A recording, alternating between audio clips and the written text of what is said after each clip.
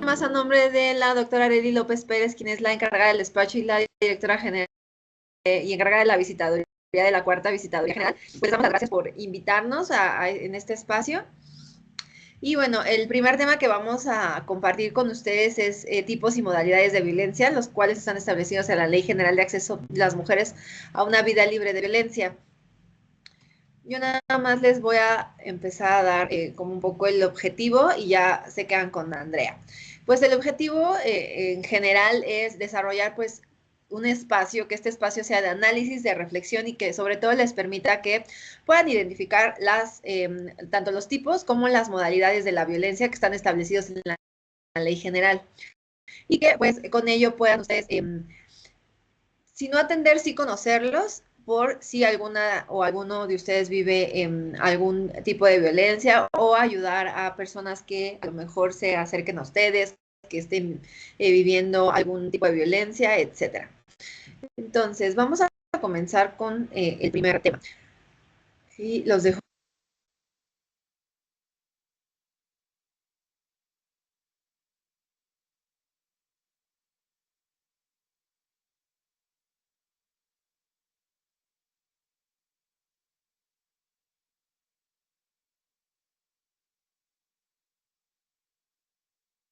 ¿No escuchamos?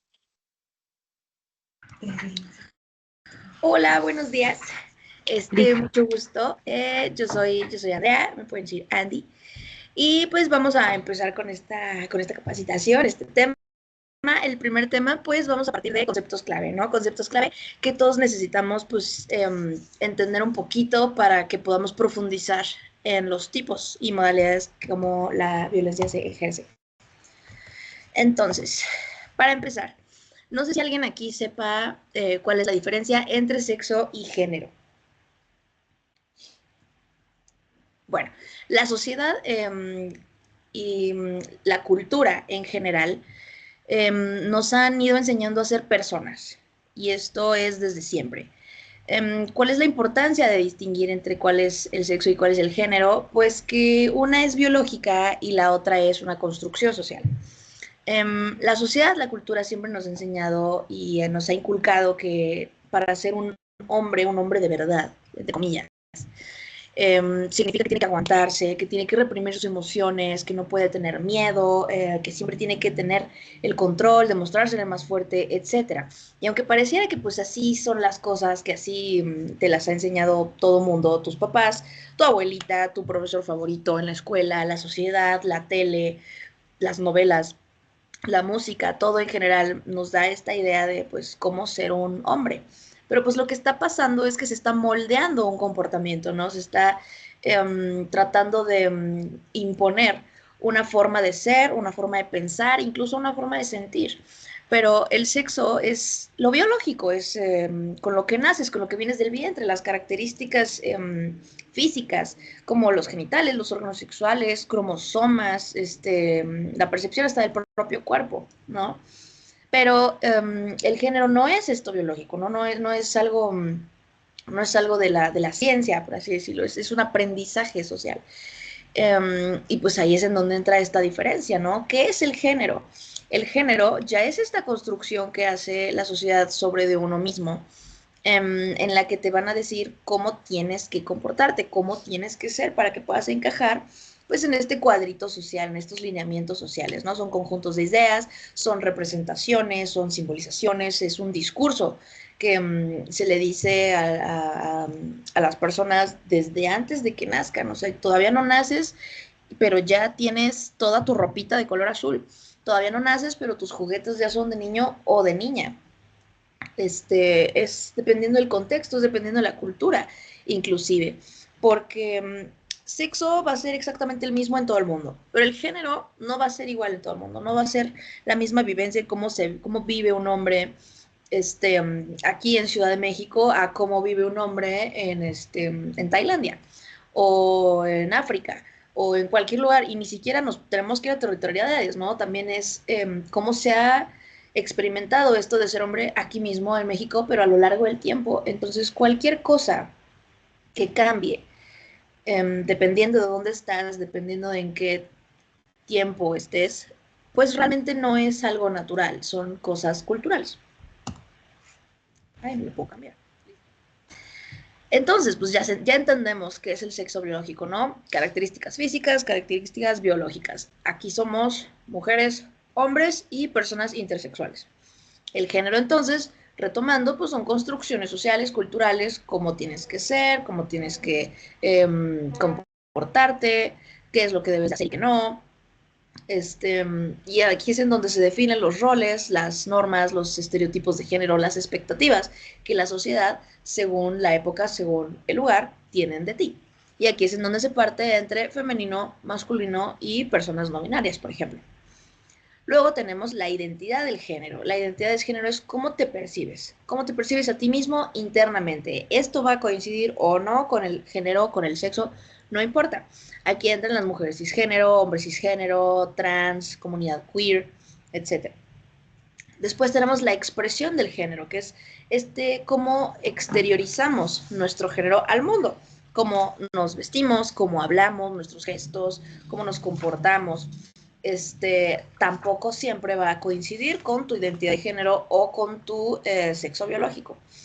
Y luego tenemos la orientación sexual, que esta ya es la atracción física, emocional, afectiva, incluso la atracción espiritual que tenemos hacia otras personas. Y esto no tiene que ver con la identidad de género, ni con la expresión del género, ni con el sexo biológico, no tiene que ver con nada. Aquí es en donde entran los asexuales, bisexuales, heteros, homos, lesbianas, pansexuales, de todo tipo. Hoy ya hay muchísimas orientaciones sexuales. ¿Por qué es importante entender estos conceptos de forma separada? Porque hoy en día estamos muy acostumbrados a que se asuman las cosas, ¿no? A que si tú eres entonces tienes que tener determinado género, determinada identidad de género, determinada expresión de género y determinada orientación sexual.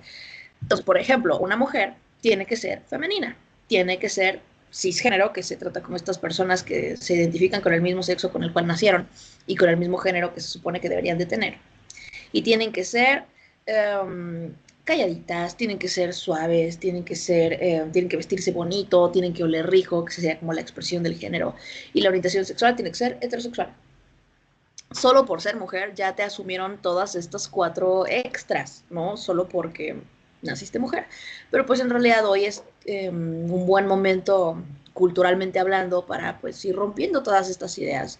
Se ha estado reconociendo que pues no es justo asumir que solo porque naces mujer tienes que tener esta delimitada forma de vivir, esta delimitada forma de sentir y esta limitada forma de expresarte o de comportarte o de todo lo que sea. Entonces esto es importante para entender que pues no todos somos del mismo saquito y todos tenemos libertad de elegir, ¿no? ¿Qué es la asignación social del género entonces? Pues bueno, es este proceso, es este mismo proceso por el cual la sociedad nos va a decir cómo nos tenemos que comportar, si somos hombres o si somos mujeres, ¿ok? No es algo que elegimos, es algo que se le impone a las personas. Y esto lo vemos desde chiquitos, lo vemos en casa, lo vemos como de, ok, si eres mujer te tienes que quedar aquí, sentada, no te ensucies el vestido, los niños entonces salen a jugar a la tierra y toda la cosa, a ellos sí se les permite como hacer todo esto, pero pues las niñas tienen que no gritar, no desesperar, no se deben de pelear, ¿cómo te vas a pelear como un niño? O a los niños se les dice como de pegas como niña, no llores como niña, etcétera. Entonces la socialización del género es un proceso continuo desde chiquitos hasta el final, en el que se aprende a lo largo de la vida, pues estas normas, las conductas, valores, percepciones de la misma realidad. ¿Y quién te enseña esto? Tu familia, en la escuela, los medios de comunicación, tus amigos, el mismísimo Estado, ¿no? Son grupos sociales, ¿no? Que nos dan las expectativas que la sociedad está esperando de nosotros, el cómo es, el cómo debe ser, qué es apropiado, qué no. Y pues todas estas son las expectativas del género, ¿no? Todas estas identidades socialmente construidas que marcan, que definen, que connotan y pues que sobre todo separan. Entonces, si un hombre se comporta como debe de ser, pues va a recibir aprobación, va a recibir respeto, reconocimiento, aceptación social. Pero si no lo hace, pues todo lo contrario. Va a recibir burlas, va a recibir crítica, rechazo y pues inclusive va a recibir violencia por parte de la sociedad, de sus mismos amigos, de su familia. ¿Qué son los roles y los estereotipos de género entonces? Pues los estereotipos son estas creencias sobre las características que apropiadamente deberían de tener mujeres y hombres. O sea, las mujeres tienen que ser sensibles, tiernas, hasta eso débiles, intuitivas, subordinadas, superficiales, pasivas, suaves, dependientes. Al contrario de los hombres, que al contrario de la sensibilidad está la razón. Al contrario de ser tierno está lo violento. De la intuición, la inteligencia, de la subordinación, la autoridad.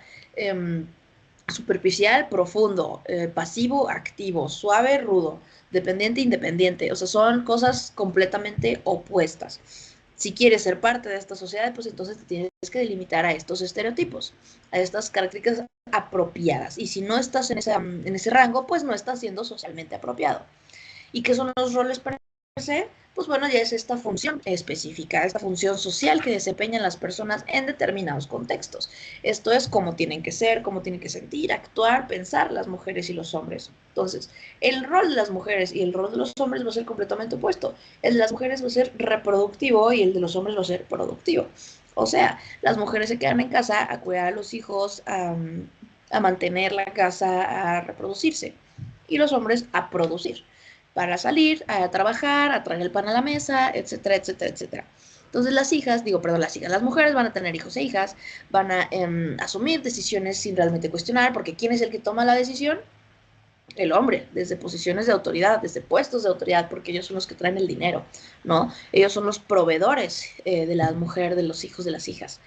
Ellos salen de la casa a buscar trabajos remunerados y usualmente estos trabajos van a implicar pues fuerza, inteligencia, competitividad.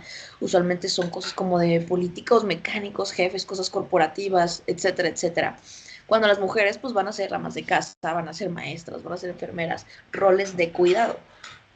Y ahí es en donde empieza un poquito a chocar, ¿no? Porque pues esto no es la realidad, o sea, esto es algo que funcionaba en algún momento de la vida para un tipo de personas específicamente, pero pues esto no es lo que vivimos hoy en día, ¿no? Y gracias a que esto se fue empezando a reconocer, que fue que pues ahorita, por ejemplo, yo puedo estar aquí sentada platicando con ustedes, ¿no? Entonces, el rol productivo de los hombres va a ser trabajo remunerado, provisión económica, actividad fuera del hogar, mecanismos generadores de ingresos económicos y con reconocimiento social. Y el rol productivo que se ha dejado a las mujeres desde hace muchísimo tiempo, pues ha estado centrado específicamente en la crianza, cuidado de la familia, tareas domésticas, ámbitos que usualmente no generan ingresos, no hay seguridad social, no hay previsión, no te van a dar un crédito, porque pues estas cosas no realmente son trabajos formales. Son papeles secundarios en la sociedad, bueno, secundarios, porque el rol de cuidados es absolutamente todo menos secundario. Pero pues sí es un reconocimiento social, casi nada. Básicamente pareciera que este rol de cuidados se lo atribuyen a la mujer como si fuera parte de su obligación, ¿no? Como si fuera parte de su razón de ser. Y por eso se ha dicho que pues, el reconocimiento de este tipo de tareas, este tipo de roles, pues se necesita reconocer muchísimo más. Pero pues insisto, esto no es biología, esto es 100% aprendizaje social. ¿Qué dice la comunidad internacional al respecto de todas estas cosas que estamos mencionando? Vamos a ver rapidísimo 4 instrumentos internacionales que tienen que ver en materia. La Convención de la CEDAW, la Declaración de la ONU, la Convención de Belém do Pará y la Acción de Beijing. ¿Qué dice cada una? Primero la de la CEDAW. Este es un instrumento internacional muy importante porque ha sido de los primeros que obliga a los estados partes a que se garantice una igualdad, no que la den en papel, no, sino que verdaderamente la garanticen. Y esto en todos los ámbitos, en el político, en el económico, en el social, cultural, civil, de cualquier otro tipo. ¿Qué va a exigir esta convención? Pues que se modifiquen las leyes y sobre todo las prácticas que están perpetuando la desigualdad. O sea, si tenemos nuestros cuerpos normativos, artículos o normas que perpetúen este tipo de conductas, los tenemos que abrogar, derogar, modificar, etcétera, pero las prácticas que están perpetuando la desigualdad pues son este tema ya culturalmente hablando que es así como de costumbres, ¿no? Se tienen que adoptar medidas entonces como las acciones afirmativas hasta que se logre una verdadera igualdad sustantiva. ¿Qué son las acciones afirmativas? Pues son todas estas acciones que tiene que tomar, acciones, medidas que tiene que tomar el Estado para que se trate de ir balanceando esta brecha de género. Por ejemplo, pues el Metrobús o el metro. Estos carriles especiales para mujeres, pues esto no es una acción afirmativa. Se notó que pues estaba habiendo muchísima violencia en el transporte público, mucho acoso, violencia sexual incluso, este, porque simplemente son mujeres y ellas no están haciendo nada, pero los hombres sienten esta necesidad, ¿no? De ejercer este tipo de violencia sobre ellas solo porque están enfrente de ellos. Entonces, esta es una de las cosas que la comunidad internacional nos ha obligado a haciendo, nos ha reconocido que tenemos un problema y tenemos que, porque tenemos una obligación, ya no moral, sino internacional, de irlo cambiando. De esta convención también se crea el Comité para la Eliminación de la Discriminación contra la Mujer. Este va a ser el órgano que supervisa la aplicación de la convención, o sea, ya no solo es una convención que tenemos ahí firmada y ya, sino que efectivamente es operativa. Y va a obligar a los estados a que se rindan informes periódicos sobre los avances que han tenido en un determinado periodo de tiempo. O sea, no nos podemos quedar igual, le estamos rindiendo cuentas a un organismo internacional. Así también pues, se crea el protocolo facultativo de la CEDAW, que es aquel documento que va a permitir precisamente que el comité pueda recibir y considerar comunicaciones, y aquí es algo muy importante, no solo colectivas, que usualmente esto es algo que se hacía en cuanto a los instrumentos internacionales, ¿no? Tenían que ser como acciones colectivas, ¿no? Pues también va a incluir acciones individuales de mujeres que pues van a afirmar haber sido víctimas de violaciones a derechos humanos que se reconocen en esta convención. Entonces, no menciona este instrumento directamente la violencia de género, pero se emitió una recomendación general, la número 19, en el 92, en el que el Comité de la CEDAW interpreta que la violencia basada en el género va a constituir una forma de discriminación que los estados, pues forzosamente tienen la obligación de prevenir, de sancionar y de reparar. El segundo instrumento que vamos a ver es la Asamblea, bueno, la Declaración sobre la Eliminación de la Violencia contra la Mujer, que es la Asamblea General de la ONU, mayor conocida como la Resolución 48/104, y esta es del 93. Esta fue la primera vez que se reconoció formalmente que la violencia contra las mujeres es una violación a los derechos humanos y a las libertades fundamentales. Para entonces los estados en general pues ya se había avanzado un poquito en reconocer que la igualdad de género existía y que era necesaria, pero faltaba un pronunciamiento firme, ¿okay? Sobre la violencia como un problema global, ya no como un problema de casa, no un asunto privado, y no asunto privado hablando solo como de tu casa particular, sino como de, bueno, es cosa del Estado, ¿no? O sea, de México solito, ¿no? Pero no, es un problema público global, mundial, y va a requerir una respuesta estatal efectiva y eficaz. Entonces también le van a dar obligaciones a los estados. Les van a decir, tienen que adoptar, primero que nada, medidas jurídicas, medidas administrativas, medidas sociales para prevenir y sancionar este tipo de violencia. También tienen que proteger.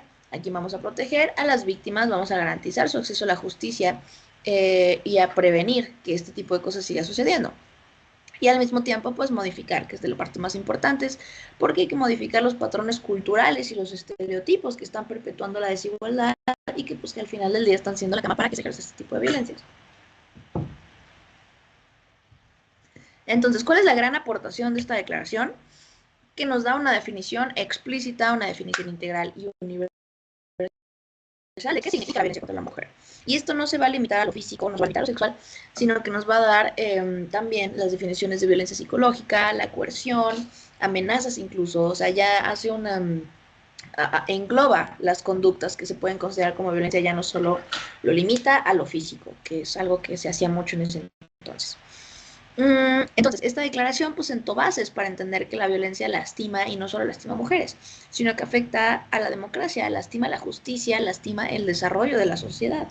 Entonces, nos enseña que la violencia contra las mujeres pues es una violación a los derechos humanos y que estas violaciones pueden ocurrir en cualquier espacio de la vida y en cualquier aspecto del mundo y de la vida diaria, por así decirlo. Esto va desde la comunidad, desde la casa, tu pareja o ya incluido el propio Estado. El tercer instrumento sería la Convención Belém do Pará o la Convención Interamericana para prevenir, sancionar y erradicar la violencia contra la mujer. Este es de los instrumentos más influyentes, si no es que el instrumento más influyente en América Latina sobre violencia contra las mujeres. ¿Por qué? Porque es jurídicamente vinculante, no es como el pasado que como que se queda en recomendaciones. No, este sí es vinculante, lo que significa que los estados parte que la ratifican, por ejemplo México, no están asumiendo compromisos morales, sino verdaderas obligaciones legales. Este es del 94 por parte de la OEA y marcó un parteaguas, porque hasta entonces la mayoría de los instrumentos se centraban en discriminación, en igualdad, etc. Pero Belém do Pará dijo, ¿sabes qué? No, la violencia. La violencia va a ser el eje central de todo esto porque es una violación específica a los derechos humanos de las mujeres y parece que no estamos avanzando en esto. Entonces, fue el primer tratado internacional que reconoció explícitamente que las mujeres tienen un derecho a una vida libre de violencia. ¿Cuáles son sus ejes rectores? Primero que nada, la responsabilidad del Estado. ¿Ok? Un Estado de derechos sí comete violencia, pero también va a cometer, bueno, más bien también va a incurrir en responsabilidad cuando la tolera, cuando no investiga y cuando es omiso. Entonces vamos a cambiar a partir de ahí el paradigma de asuntos privados a obligación estatal directa. También tenemos la trilogía obligatoria, que es prevenir, sancionar y erradicar. ¿Qué nos dice esto? Pues que no basta con que castiguemos una vez que ya sucedió. Tenemos como Estado la obligación de prevenir que esto suceda, ¿no? Transformar las condiciones que estamos entendiendo que generan estos ciclos de violencia, el por qué se dio, pues bueno, vamos a ir al problema de raíz y tenemos la obligación de hacerlo. Y pues bueno, esta convención ha sido base para muchísimas leyes y sentencias clave, tanto en México como globalmente. Por ejemplo, aquí en México, pues inspiró la Ley General de Acceso a las Mujeres a una Vida Libre de Violencia en el 2007 y también internacionalmente, pues fue súper decisiva en la resolución del caso Campo Algodonero versus México 2009, mejor conocido como las Martas de Juárez, donde pues la Corte Interamericana condenó al Estado mexicano por haber mal, ¿no? Digo que tenemos la responsabilidad del mundo porque no hicimos las cosas como se tenían que haber hecho, que a pesar de que ya había un conocimiento de lo que estaba sucediendo, pues el Estado hizo caso omiso, no hizo nada, a pesar de que estaba habiendo una transformación económica en Ciudad Juárez por todo este tema del Telecán, las maquilas y bla, bla, bla, a pesar de eso, pues no se reflejó en la calidad de vida, ¿no? O sea, si hay muchísimo, si hay explotación económica, si hay un boom económico en una ciudad, pues ves cómo se va desarrollando económicamente, ¿no? Empieza a haber más alumbrado, empieza a haber calles, económicamente empieza a florecer. Pero pues esto no pasó, se hizo caso omiso a todo esto y pues las mujeres tenían que seguir yendo a trabajar en condiciones pues muy precarias, muy inseguras, esto siempre se fue como empeorando y pues bla, bla. Obviamente la Corte Interamericana dijo, México lo estás haciendo muy mal y pues nos castigó. Y el cuarto instrumento, que sería la Plataforma de Acción de Beijing, que es la cuarta Conferencia Mundial de la Mujer. Esto es uno de los hitos más importantes en la historia de los derechos de las mujeres, porque aunque no es un tratado vinculante, tipo como el pasado, sí representó un cambio cultural y político global que sigue marcando las agendas de género en todo el mundo. Podemos ver aquí en su que es lo que ellos dicen que es empoderando a las mujeres, empoderando a la humanidad, ¿no? Imagínate eso, porque ellos decían que la forma más justa de poder crecer como sociedad era creciendo como sociedad, no solo con los hombres y dejando atrás a las mujeres, sino que efectivamente entendíamos que todos hacemos de esta participación muchísimo más rica. Entonces, nos da una enseñanza muy importante. Si no transformamos la cultura, si no transformamos las estructuras de poder, pues no puede haber una vida libre de violencia y no vamos a avanzar como sociedad. ¿No? Esto es desarrollo social, desarrollo económico, desarrollo democrático incluso, y se necesita un cambio profundo en la sociedad.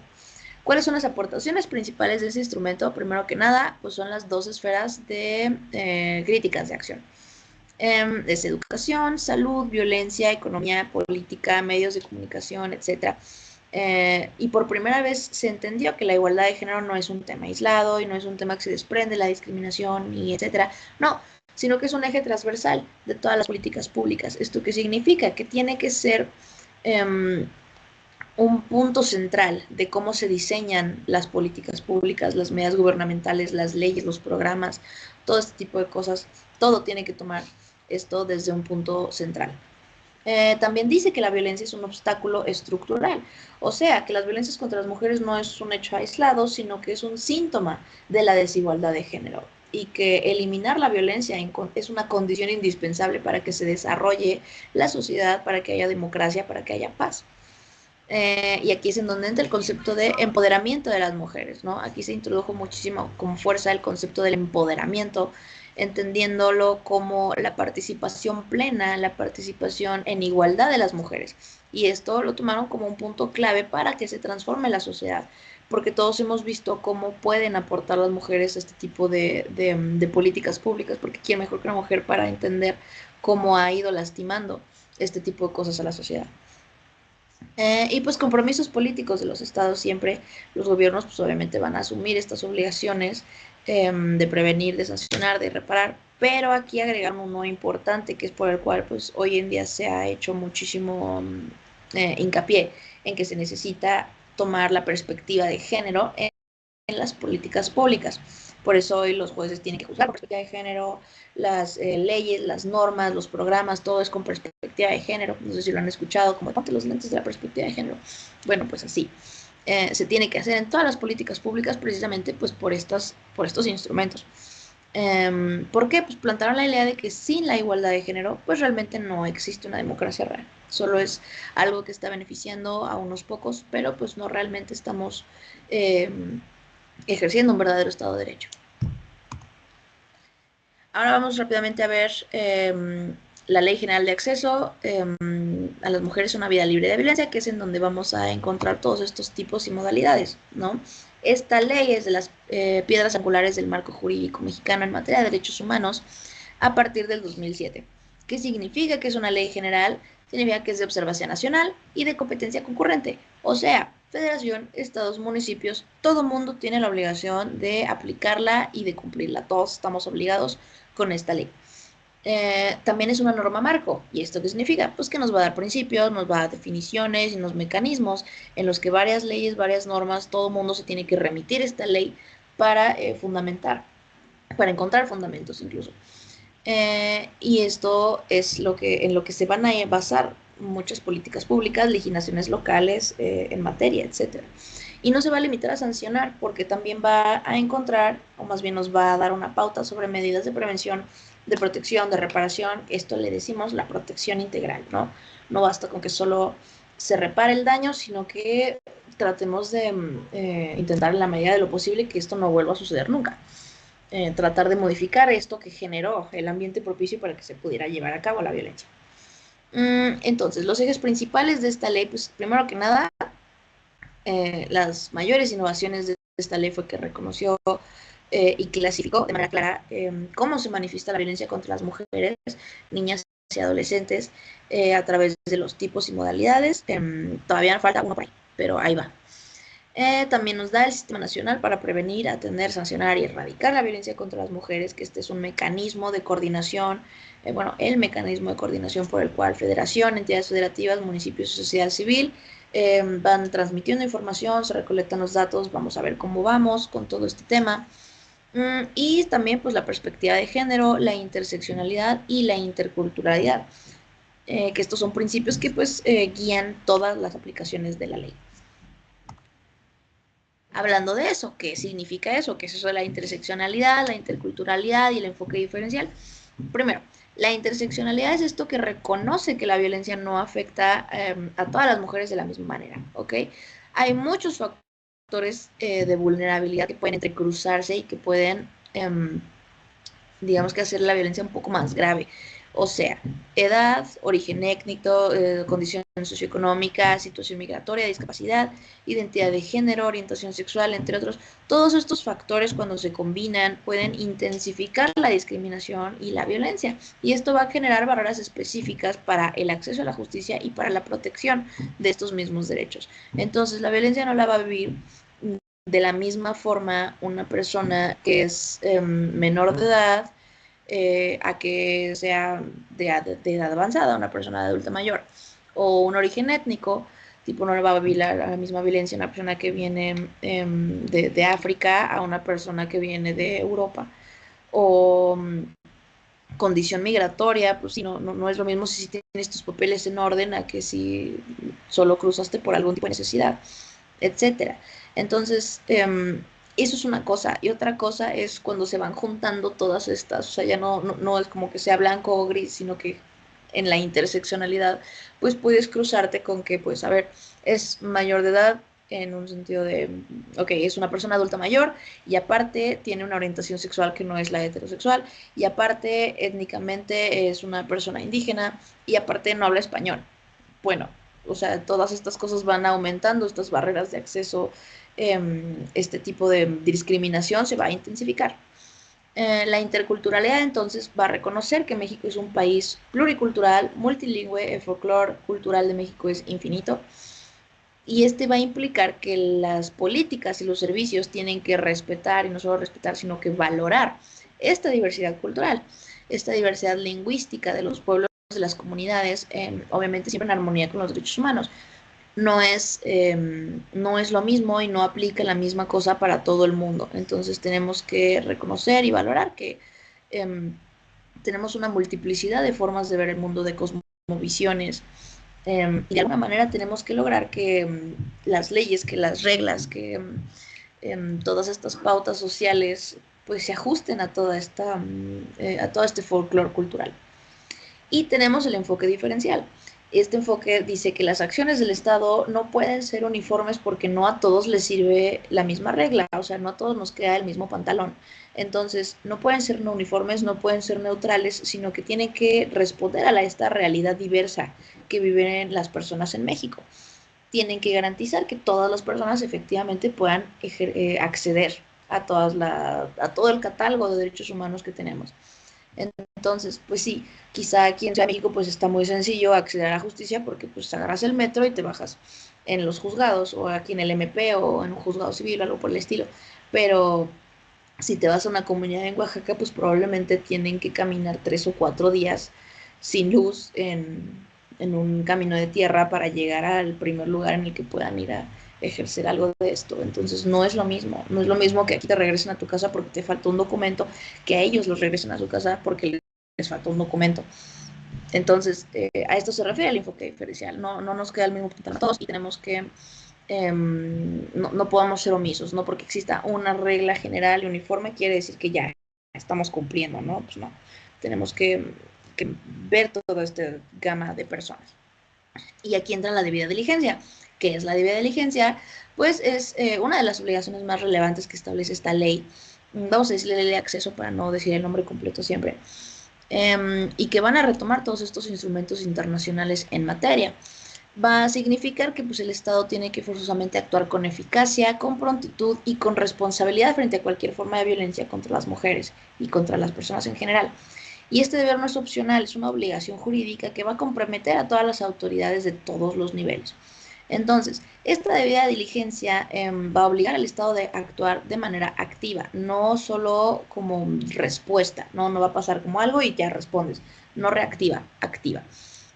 Omisiones, negligencias, demoras injustificadas en resolver este tipo de casos, pues va a poder constituir una violación directa a los derechos humanos, pero por parte del propio Estado, ya no como por parte de otra cosa. Entonces, este principio pues también lo encontramos en la Convención Belém-do Pará, en la jurisprudencia de la Corte Interamericana, en donde pues se ha responsabilizado, como decíamos, a México en varias ocasiones por no actuar con la debida diligencia en casos de violencia. El artículo 5 nos dice, se modificó en 2022, nos dice que las servidoras públicas tienen que actuar conforme a los siguientes principios. Primero que nada, oficiosidad, obviamente pues, oficiosidad por parte de autoridades competentes. Oportunidad, quiere decir que pues, estas investigaciones se tienen que realizar de manera inmediata, en un plazo razonable y ser positivas. Competencia, pues obviamente personas competentes empleando procesos y procedimientos apropiados. También tienen que ser independientes e imparciales. Obviamente no puede haber preferencias. Exhaustivas, sobre todo, que esto fue una de las cosas que no hicimos muy bien, que digamos, por ejemplo, campo algodonero, o sea, no fue una investigación exhaustiva, sino que se quedan con lo primero que sale o se utilizan medios de tortura para acceder a testimonios falsos o no se le pregunta ni se da el seguimiento a todas las pistas o pruebas proporcionaron, etcétera, etcétera, etcétera. Entonces tiene que ser exhaustivo, ¿no? Tienes que agotar todos los medios para esclarecer la verdad y para sancionar a las personas responsables. Y también la participación de las víctimas directas e indirectas para que se garanticen los derechos. ¿Qué es la perspectiva de género? Entonces, pues es esta visión científica, analítica y política sobre las mujeres y los hombres. ¿Qué va a proponer? Pues que se eliminen las causas de opresión, ¿no? ¿Cuáles son las causas de opresión? Pues es la desigualdad, la injusticia, jerarquizaciones de las personas basadas en el género. ¿Por qué? Pues porque vamos a tratar de promover la igualdad, ¿no? La igualdad entre los géneros a través de igualdad formal y sustantiva, porque una cosa es que formalmente diga la Constitución que somos iguales y otra cosa es que sustantivamente lo podamos sentir todos los días en la calle, ¿no? Esto nos va a dar adelanto, nos va a dar bienestar social, porque lo que se está buscando es una sociedad donde mujeres y hombres tengan el mismo valor, tengan los mismos derechos y las mismas oportunidades. No se trata de que haya uno arriba de otro, no queremos ser mejores que los hombres y los hombres no deberían de quererse sentir mejores que las mujeres. Se trata de que somos iguales en derechos y en oportunidades, ¿no? Porque somos personas y tenemos el mismo valor.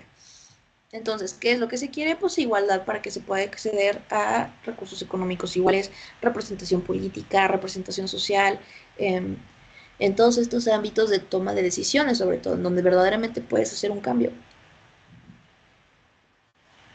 Entonces, la perspectiva de género va a implicar que una cosa es la diferencia sexual y otra cosa son las atribuciones, las ideas, las representaciones, todas estas prescripciones sociales que se construyen tomando como punto de referencia la sexualidad, la diferencia sexual. Esto es una definición de Marta Lamas, una socióloga muy importante. Todas las políticas, entonces, todos los programas y procedimientos se tienen que diseñar, se tienen que implementar y se tienen que evaluar con esta perspectiva de género. Esto va a incluir desde la capacitación del personal de procuración de justicia, seguridad, salud, educación, etcétera, hasta el diseño de todas estas normas, leyes, pautas, legislaciones, etcétera. Y pues esto es lo que permite que el Estado cumpla con una de sus obligaciones internacionales, que sería la debida diligencia en atención a la violencia. Y ahora vamos a ver los tipos de violencia contra las mujeres, niñas y adolescentes. Primero que nada, pues los tipos, los ámbitos, las modalidades de la violencia es este circulito, ¿no? Vamos a entender qué es la violencia contra las mujeres, que sería cualquier acción, cualquier omisión que se basa en el género, que causa daño, que causa sufrimiento psicológico, físico, patrimonial, económico, sexual o ya inclusive pues la muerte en el caso de los feminicidios. Y esto va a ocurrir en el ámbito tanto privado como público. Si podemos ver los verdes, son los tipos de violencia. Aquí encontramos psicológica, física, patrimonial, económica, sexual, interpósita, persona. Y las modalidades, que son los azulitos, que están al revés. Esta puede ser a través de los medios, digitalmente, feminicida, familiar, laboral, docente, comunitaria, institucional, política, etc. Y cualquiera de estos tipos ejercida a través de cualquier tipo de modalidad puede ser en el ámbito público o en el ámbito privado. ¿Qué es la violencia psicológica? Bueno, pues es este tipo de violencia muy difícil de detectar porque no deja marcas, en la cual se considera como, o más bien la ley nos la define como cualquier acto u omisión que daña la estabilidad psicológica.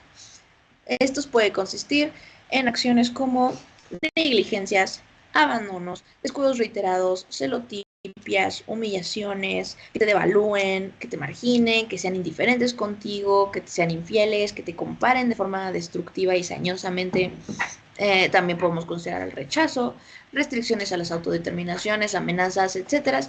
Y estas van a llevar a la víctima a varias cosas, ¿no? Primero que nada, se disminuye la autoestima, se crean sentimientos de culpa, de inutilidad, aislamiento social, dependencia emocional, etcétera. También pues, riesgos de trastornos de ansiedad, depresión, de suicidio y así. Esto pues es difícil de detectar porque no va a dejar huellas físicas visibles, pero sí genera profundos daños emocionales, ¿no? Van a normalizarse usualmente como problemas de pareja, problemas familiares, tiene mal carácter, etcétera, lo que va a hacer un poco más difícil que se identifique y que se atienda, ¿no? Esta es progresiva y silenciosa, usualmente esta violencia va a ir acompañado, va a ser la violencia escalerita por la cual vayan a suceder más tipos de violencia más graves. Y pues durante muchos años, por ejemplo, solo se reconoció la violencia física, ¿no? Pero como ya la incluyeron en este tipo de marco, ya no solo nacional, sino internacionalmente, pues las autoridades ya tienen esta obligación de sancionarla, de atenderla y de repararla con la misma seriedad que un golpe, ¿no? Y pues bueno, su visibilización es muy importante para que la podamos empezar a atender. Luego entonces pues tenemos la violencia física. Es este acto que va a querer con toda la intención del mundo infligir un daño. Esto lo va a hacer a través de coerción física, van a ser golpes, jalones, empujones, bofetadas, quemaduras, asfixias, usos de armas, objetos contundentes, que te priven del sueño, que no te dejen dormir, eso también es violencia física, que te priven de alimentos, que te priven de atención médica, también es violencia física. Y esto lo pueden utilizar a través, bueno, lo pueden ejercer a través de la utilización de armas, de objetos y también, desde hace poquito, con una reforma, ácidos, sustancias corrosivas, cáusticas, irritantes, tóxicas, inflamables. Todas estas sustancias también van a considerarse como violencia física. Y dependiendo de estos últimos químicos que estamos viendo, dependiendo de qué tan fuerte sea el daño que te dejan, es qué tan grave va a ser la pena. Este tipo de violencia pues es de las más fáciles de identificar porque esta sí es visible, esta sí es medible y esta suele dejar huellas corporales, golpes, fracturas, quemaduras, etcétera, aunque pues no sean permanentes, siempre va a haber algún tipo de huella.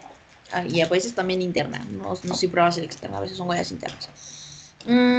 Es evolutiva porque puede empezar con algo pues que uno podría decir, no exageres, pues nada más te empujó, ¿no? Pero no, eso es violencia física y es algo que va a escalar.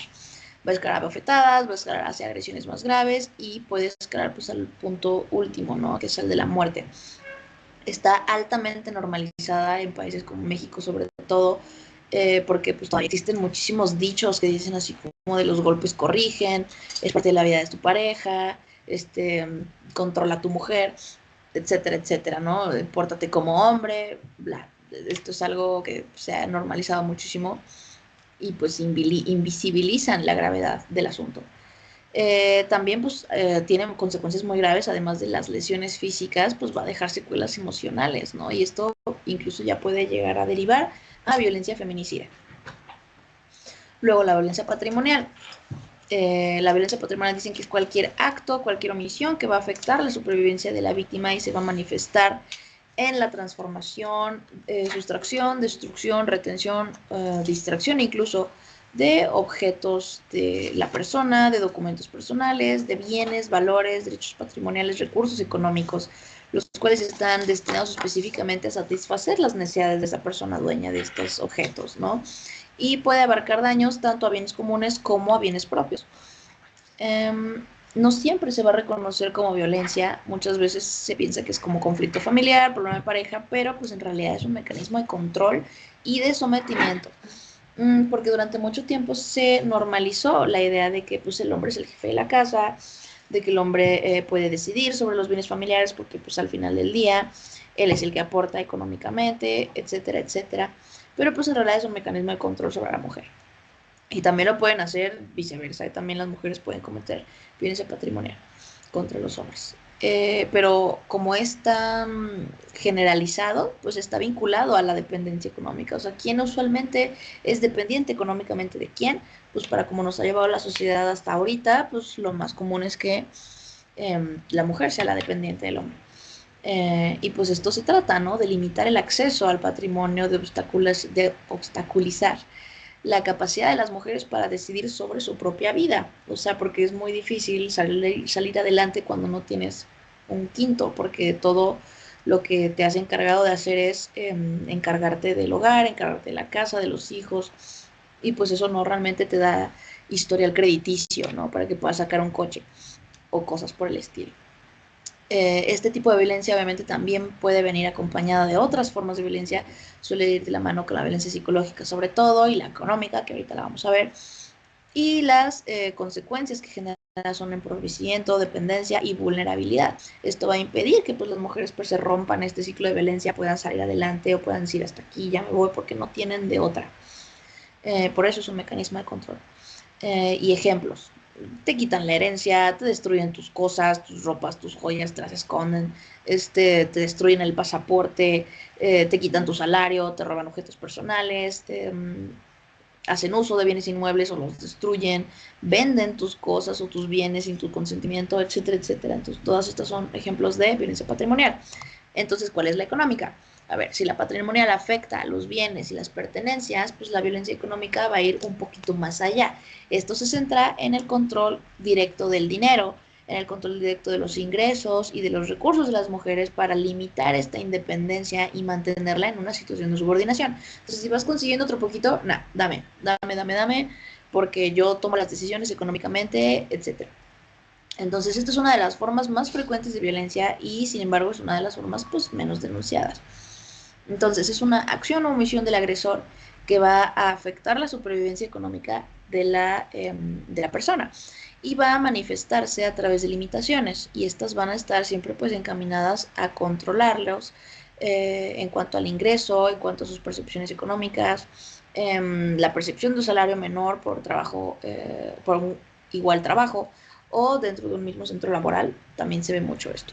A esto es a lo que le llaman los techos de cristal, ¿no? Es este conjunto de normas no escritas al interior de las organizaciones que va a dificultar que las mujeres tengan el mismo acceso a los puestos de alta dirección y que si los tienen, pues se paguen un poquito menos.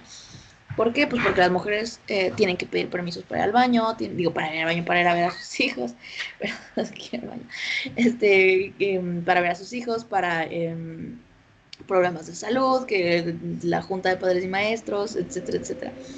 Entonces, ¿qué ejerce este tipo de violencia? Pues control y dependencia. Va a buscar que la mujer siga dependiendo económicamente del hombre para que se restrinja su economía y su autonomía, sobre todo.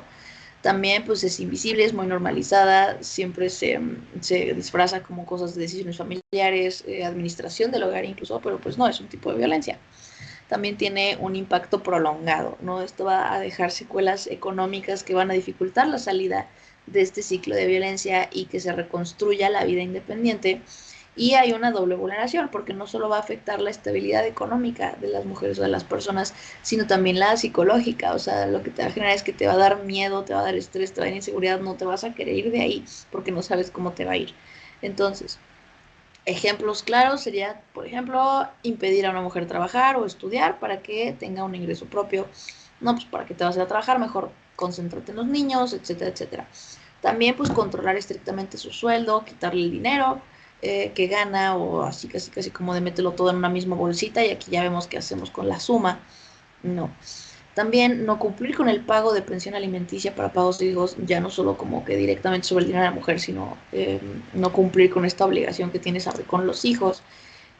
También negarse a compartir recursos básicos en el hogar, la comida, la vivienda, los servicios, o forzarla a endeudarse y a firmar documentos financieros en contra de su voluntad o engañarla, diciéndole que es para esto o lo otro, pero pues en realidad eso no debería de suceder. Y luego tenemos la violencia sexual, que es cualquier acto que degrada o daña el cuerpo y o la sexualidad de la víctima. Esta va a atentar contra la dignidad, contra la libertad y la integridad física de las personas. Y estas conductas van a ser meramente pues, una expresión de abuso de poder que se puede dar en el espacio público, se puede dar en el espacio privado y pues va a siempre implicar la supremacía masculina sobre la mujer, ¿no? Este tipo de violencia pues es muy sensible porque va a ser siempre un ejercicio de violencia, no es un ejercicio sexual, no es un ejercicio violento, de dominancia, de poder. Van a denigrar a la persona, la van a concebir como objeto y esto va en contra de la dignidad de la persona, que es este valor individual y colectivo de las personas por el simple hecho de nacer. Y va a representar también violencia psicológica y violencia física. ¿Qué es la sexualidad y por qué este tipo de violencia es tan delicado? Pues porque la sexualidad es este aspecto en la vida de las personas, ¿no? Sus papeles o roles de género, el erotismo, la intimidad, la identidad de género, todas estas cosas que van ligadas con el sexo y con la sexualidad, pero no con el sexo, sino con la sexualidad. Es algo extremadamente íntimo y puede generar consecuencias, pues ya no solo de momentos, sino que para toda la vida. O sea, hay personas que no viven de la misma forma una vez que experimentaron este tipo de violencia, ya no pueden confiar en las personas, ya no pueden tener cercanía con alguien más, ya no pueden confiar en los demás. O sea, es algo muy grave. Pues al final esto es un daño social gravísimo. También tenemos la violencia a través de interpósita persona. Este va a ser cualquier acto o omisión que se haga con el objetivo de causar un perjuicio o un daño a las mujeres y se va a dirigir contra las hijas o hijos, contra los familiares o personas allegadas a la mujer. Y esto ya sea que tenga o se haya tenido una relación de matrimonio, de concubinato, una relación de hecho, etcétera, con la persona agresora, incluso cuando no se cohabita en el mismo domicilio, ¿no? Y va a haber diferentes tipos de manifestaciones. Pueden ser amenazar con causar daño a los hijos e hijas, para amenazar con ocultar, retener, sustraer personas allegadas, hijos o hijas, fuera de su domicilio o de su lugar habitual de residencia. También utilizar a los hijos o hijas para obtener información respecto a la mamá o decirles cosas para que la odien. También promover, incitar o fomentar actos de violencia física en contra de la mamá, promover, incitar o fomentar actos de violencia psicológica que van a descalificar la figura materna. Obviamente esto va a afectar el vínculo materno-filial. También ocultar, retener, sustraer hijos o hijas o personas allegadas a las mismas, familiares, casi secuestra a tu mamá del asilo, cosas por el estilo.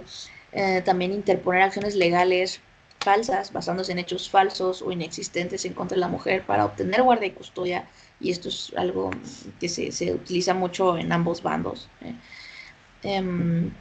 para que se pierda la patria potestad, para que se alarguen los juicios, y esto hasta incluso es para evitar que se le pague determinada cantidad mientras más se retrasen estos juicios. También condicionar el cumplimiento de las obligaciones alimentarias, o darle demasiado poquito, etcétera, etcétera. Todo esto es pues violencia a través de interpósita persona. Y ahora mi compañera Karen les va a explicar sobre las modalidades de la violencia en contra de mujeres, niñas y adolescentes. Ahorita regreso.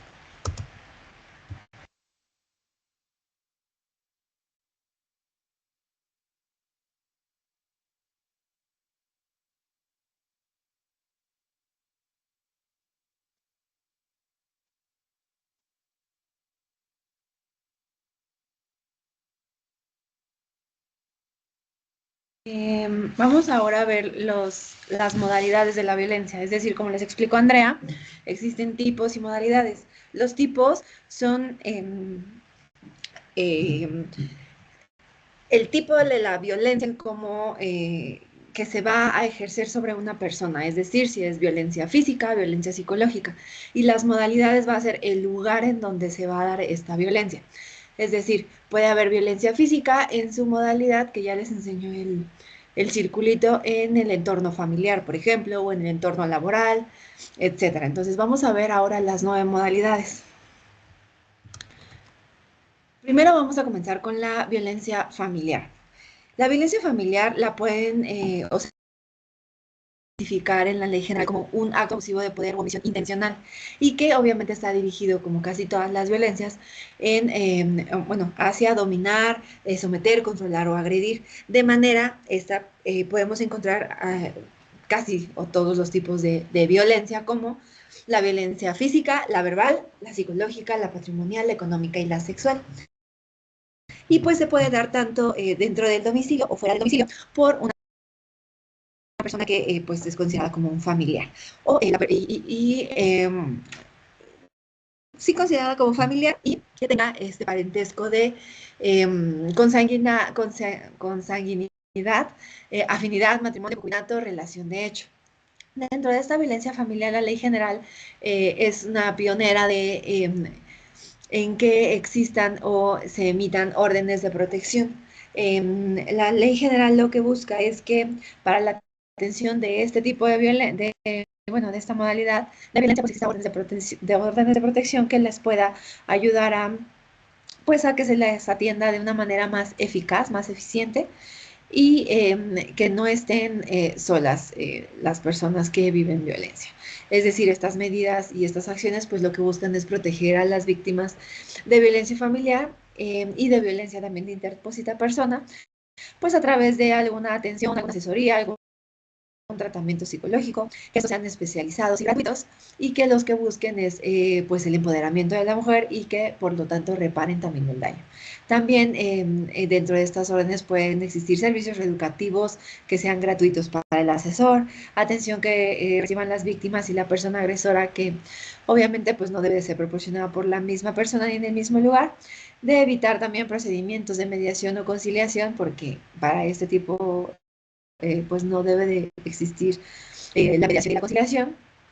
También lo que buscan es favorecer favorecer la separación y el alejamiento del agresor con respecto a la víctima. Hay veces que los llevan a algún albergue, los cambian, los ubican de domicilio. También de favorecer la instalación y el mantenimiento, pues como les comenta, de nuestros refugios para las víctimas. Y estas órdenes de protección fueron o se estipularon en la Ley General apenas en el 2024, que hubo una reforma en donde pues se hicieron más sustantivas. Vamos ahora a la violencia laboral. Esta se puede ejercer pues por personas que tienen un vínculo obviamente laboral o algún vínculo análogo con la víctima. ¿Por qué decimos análogo? Porque pueden existir, por ejemplo, que ya no se da mucho en el gobierno, pero antes sí, el outsourcing, ¿no? Por ejemplo, este también puede ser este vínculo análogo con la víctima y que va a ser independiente de la relación jerárquica. No va a importar si es de arriba hacia abajo, de abajo hacia arriba o entre pares.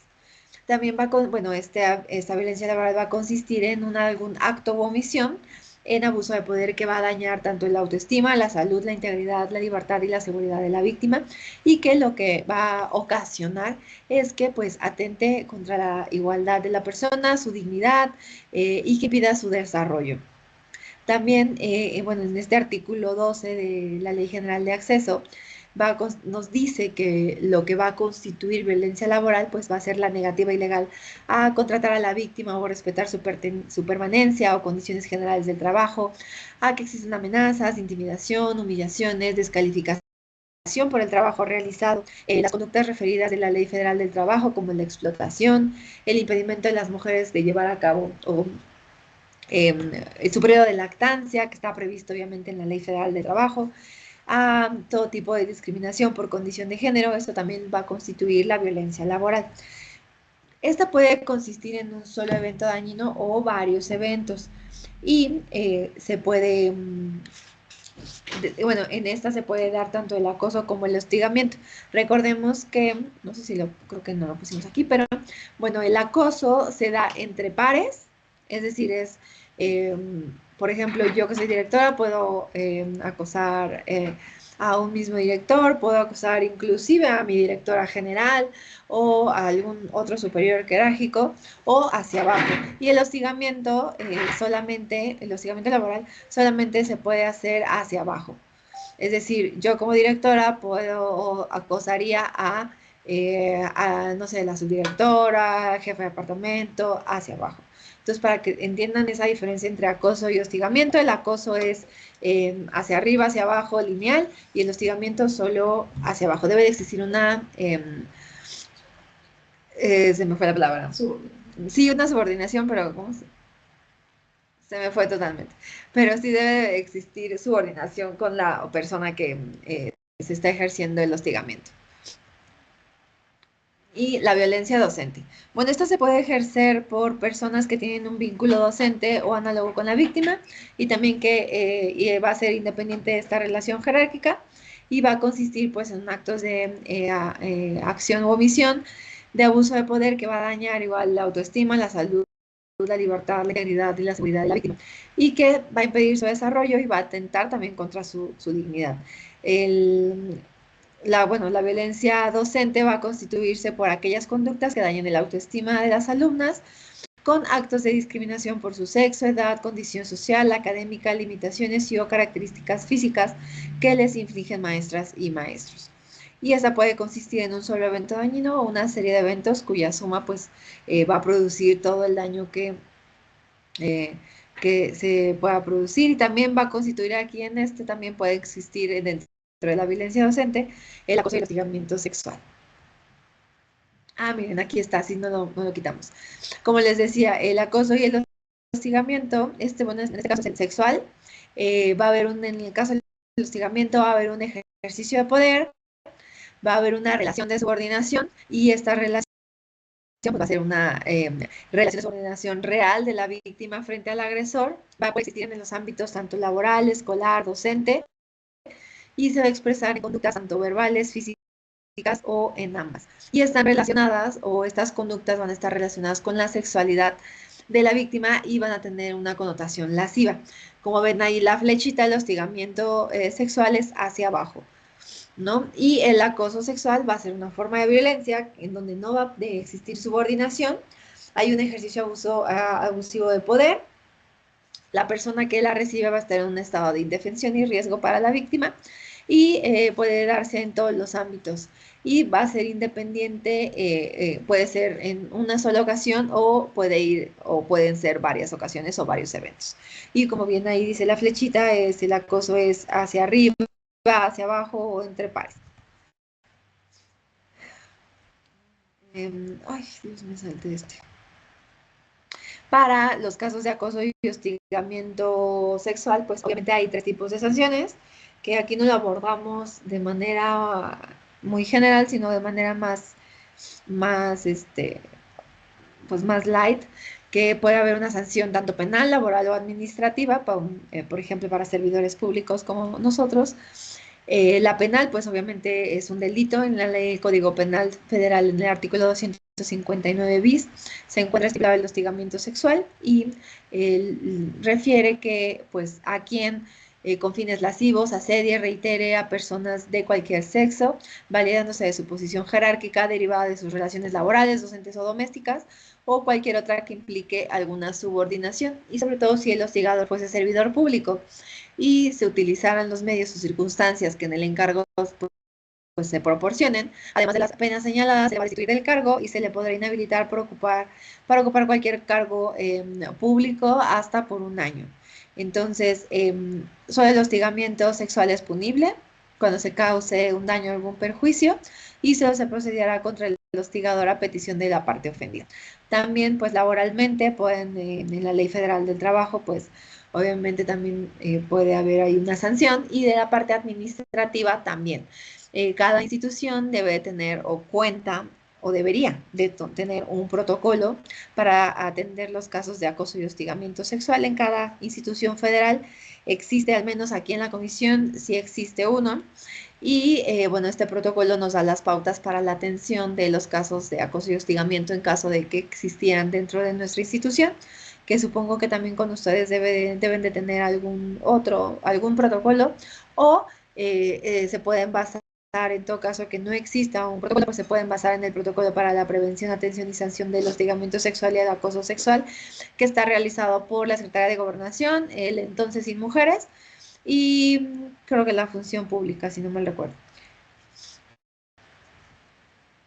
Y bueno, ahora, violencia comunitaria.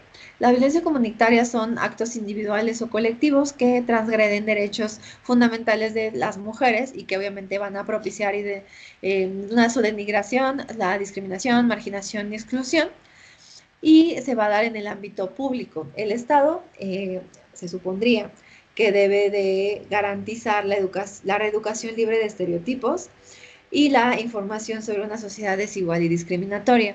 También debería de garantizarnos un diseño y un sistema de monitoreo del comportamiento violento de los individuos y de la sociedad contra las mujeres, un establecimiento de un banco de datos sobre las órdenes de protección y las personas sujetas a ellas para pues poder tener una contabilidad obviamente de estos casos, poder ejercer o poder realizar políticas públicas que puedan ayudarnos a combatir con este tipo de violencia, y también nos deberían de garantizar el diseño de políticas públicas dirigidas al desarrollo de espacios y transportes públicos libres de todo tipo de violencia contra las mujeres y adolescentes.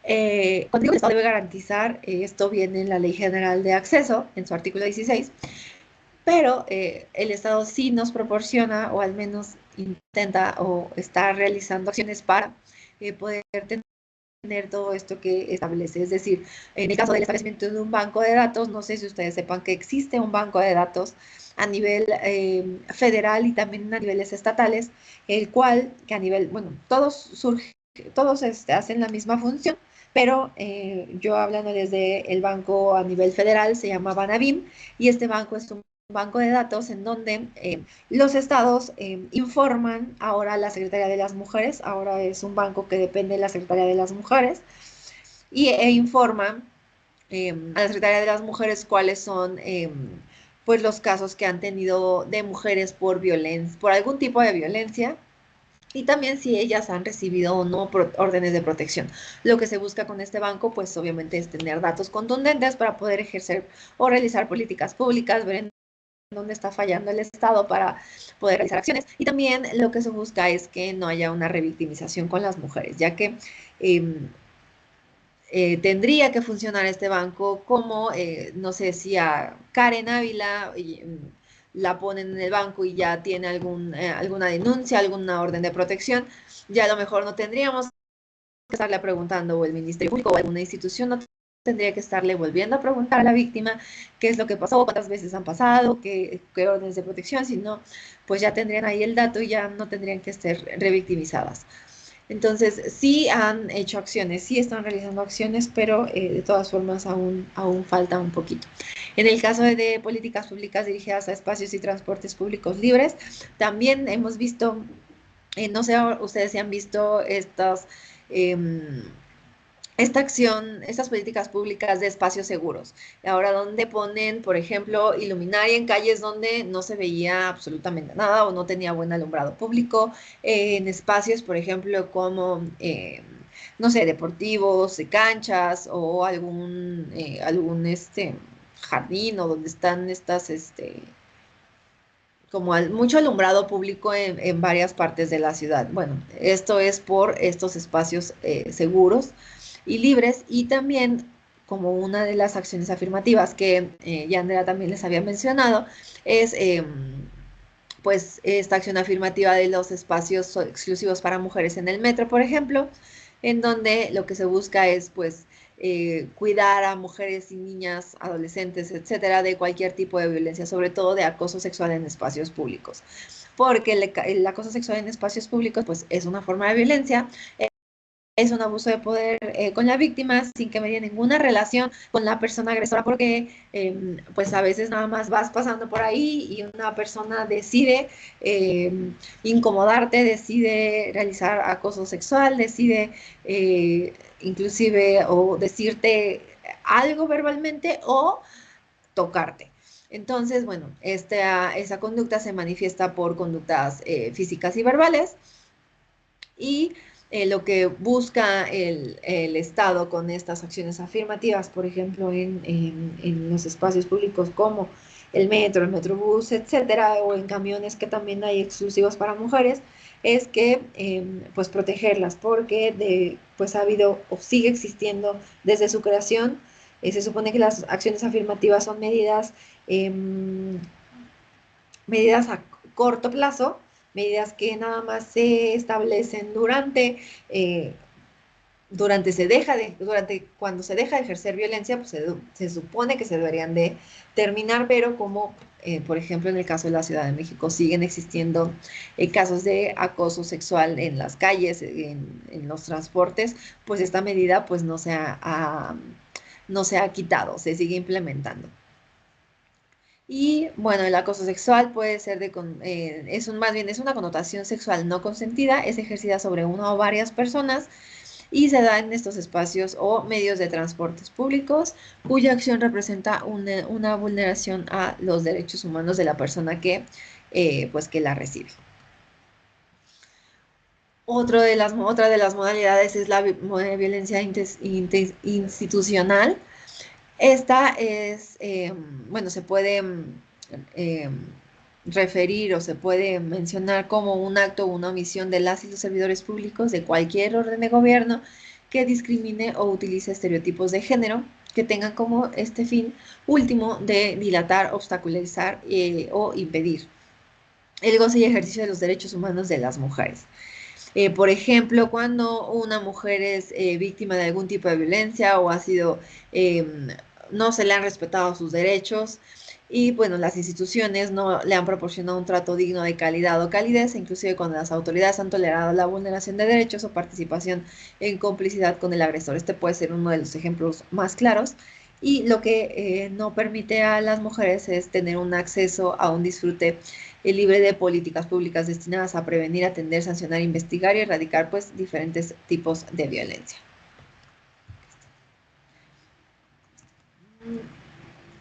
Otra modalidad de violencia es la violencia política contra las mujeres en razón de género.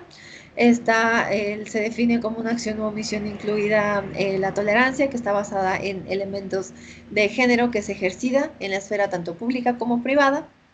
Y el resultado o el objetivo es limitar, anular o menoscabar los derechos políticos y electorales de las mujeres, el libre desarrollo de su función pública, la toma de decisiones, por ejemplo, en precandidaturas o en candidaturas, y el acceso al pleno ejercicio de las atribuciones inherentes pues, al cargo o el labor o la actividad que están desempeñando, obviamente, pues dentro de la política.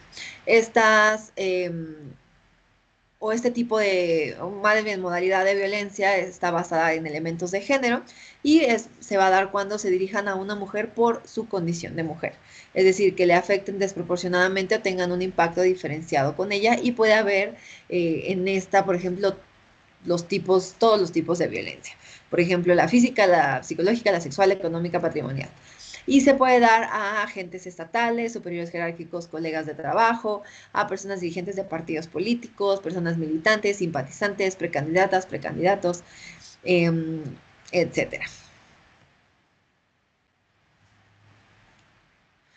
Y el INE, por ejemplo, tiene una guía para la prevención, atención y sanción de la violencia política contra las mujeres por razón de género y es muy bueno para quien esté interesada o interesado en conocer más de este tema. Esta guía les puede ayudar mucho, pero en realidad, bueno, el INE define la violencia política como lo define como que tiene por objeto o resultado dañar o menoscabar el goce y o ejercicio de los derechos políticos electorales de la ciudadanía al votar, al ser votado, en el ejercicio de un cargo público y o en afiliación o asociación. Esto lo define como violencia política, pero la violencia política en contra de la mujer en razón de género la define como una acción u omisión, incluida la tolerancia, basada en elementos de género, ejercida en la esfera pública o privada y que pues tiene como objeto pues o resultado limitar, anular o menoscabar el derecho ejercido de los derechos políticos y electorales de una o varias mujeres, el acceso pleno a las autoridades, o de las atribuciones, perdón, inherentes a su cargo, a su labor, a su actividad, y el libre desarrollo de la función pública, la toma de decisiones, la libertad de organización, así como el acceso y el ejercicio a las prerrogativas, tratándose de precandidaturas o candidaturas o funciones o cargos públicos del mismo tipo. Esta se puede expresar al incumplir el reconocimiento de los derechos políticos de las mujeres, al restringir o anular el voto libre y secreto de las mujeres, al ocultar o omitir el registro para sus candidaturas, al obstacularizar campañas o algún modo que impida que la campaña pues no se desarrolle en igualdad de condiciones que con un hombre que está aspirando a lo mejor a la misma al mismo puesto, al proporcionar información falsa de las mujeres que aspira o ocupan algún cargo de elección popular, a difamar, calumniar, injurar o realizar cualquier expresión que denigre o descalifique a las mujeres en el ejercicio de sus funciones o políticas, a imponer con base en estereotipos la realización de alguna actividad, o a divulgar imágenes, mensajes o información privada de la mujer candidata o en funciones para, pues, deslegitimizar su candidatura. Y esos son como algunos de los ejemplos que vienen en la Ley General de Acceso, porque son 22 fracciones, entonces no pusimos todo, pero esas son como las más, o las que más se ven, o de lo que más hay estadísticas que se llevan más a cabo. Ya casi por último, la violencia digital, que esta ya la podemos ver un poquito más. La violencia digital es una acción dolosa con la intención de provocar un daño. Es realizada mediante el uso de las tecnologías de la información.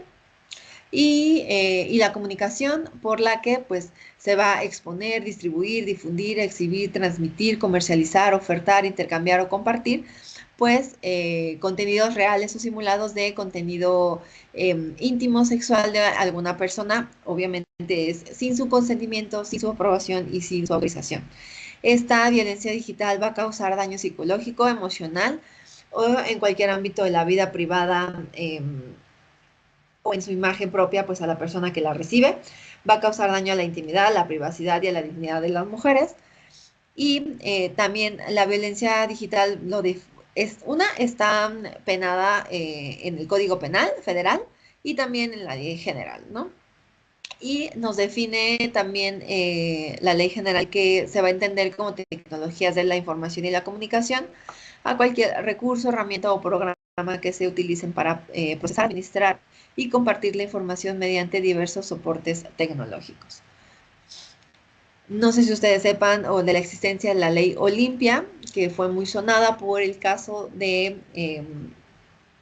Olimpia, no me acuerdo su apellido. Olimpia Melo, exacto, gracias. De Olimpia Melo, que fue una mujer de Puebla a la que su exnovio compartió información íntima. Obviamente ella estuvo en una lucha y gracias a ella se le pone el nombre de ley Olimpia, que en general no es una ley, sino son adecuaciones al Código Penal Federal. Bueno, el Código Penal en su momento fue de los estados, posteriormente primero fue la reforma o la iniciativa a reformar el Código Penal de Puebla, posteriormente pues al federal. Y pues estaba, les digo que surgió por la difusión de un video sexual de ella en el estado de Puebla.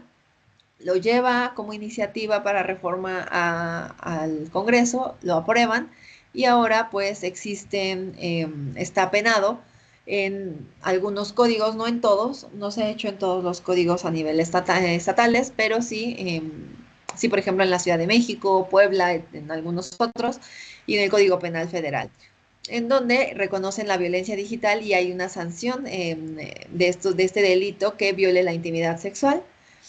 Y, por ejemplo, en el Código Penal Federal, en el artículo 199, la violación a la intimidad sexual va a ser calificado como si una persona como alguna persona que divulgue, comparta, distribuya o publique imágenes, videos o audios de contenido íntimo sexual de una persona que tenga la mayoría de edad y que sin su consentimiento, pues, o su aprobación o su autorización, los exhiba. Así como a quien grabe, audiograve, fotografía, imprima o elabore imágenes, audios o videos con contenido íntimo sexual de una persona sin su consentimiento o su aprobación o su autorización, pues también va a ser penado. La pena es de 3 a 6 años de prisión. Y bueno, aunque le llamamos ley Olimpia, como en realidad no es una ley, sino es una reforma a nuestros códigos penales. También entre las modalidades podemos encontrar la violencia mediática, que va a ser todo acto a través del cual cualquier medio de comunicación de manera directa o indirecta que promueva estereotipos sexistas, apología de la violencia contra las mujeres y las niñas, discursos de odio sexistas o que cause daño a mujeres y niñas, por ejemplo, que exista discriminación de género, desigualdad entre mujeres y hombres, y que sea ejercido por cualquier persona física o moral que utilice como un medio de comunicación para producir y difundir contenidos que atenten contra la autoestima, la integridad, la libertad, la seguridad, la salud de mujeres y niñas, que impida su desarrollo y atente contra su dignidad. Esta violencia mediática va a causar daño a mujeres, adolescentes y niñas, psicológico, sexual, físico, económico, patrimonial o inclusive feminicida. La violencia digital y la violencia mediática para garantizar la integridad de la víctima, pues las personas juzgadoras o los ministerios públicos pueden ordenar de manera inmediata medidas de protección necesarias, ya sea a través de violencia electrónica o por escrito, para que